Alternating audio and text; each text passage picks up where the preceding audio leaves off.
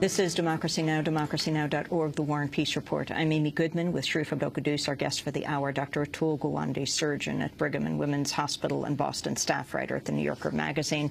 Also has written the book, The Checklist Manifesto, How to Get Things Right. The whole discussion of how people deal when they're dealing with terminal illness and having control of their lives, having a humane ending, is something doctors have not been trained to deal with, and certainly people just in general have had trouble with and do not have the experience until it's too late. There was an Aetna study that was done that was fascinating. Dr. Gawande. Yeah, this was a powerful study, of all things an example of an insurance company doing an innovative program where the usual rule to get hospice care, usual rule to get hospice care is that you have to be in the last 6 months of your life certified by a doctor and give up all other treatments in order to see a hospice nurse who comes to your home and helps make sure that that on a daily basis you're not in pain, you're not in suffering, and helping your family cope with a dying patient.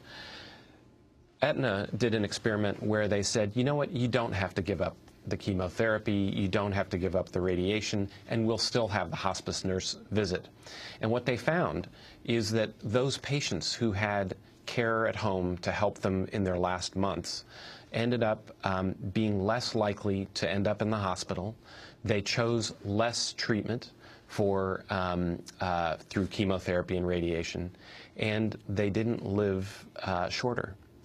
They, in fact, in further studies that have been done when people have received palliative care, which occurs even before those dying few months, but just trying to get attention to the symptoms that occur with a terminal illness, receiving palliative care lengthened people's lives at the time that they were choosing to reduce their use of hospitals and aggressive therapies.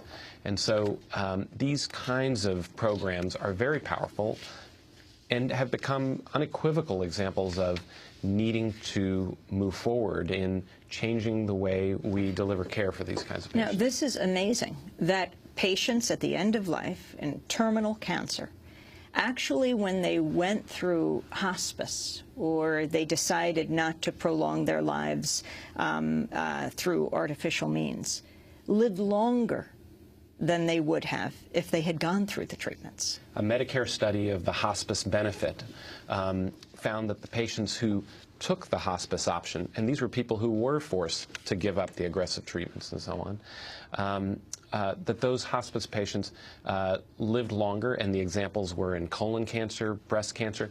Congestive heart failure patients lived on average 3 months longer than the group who continued the aggressive therapy right to the very last day of their life.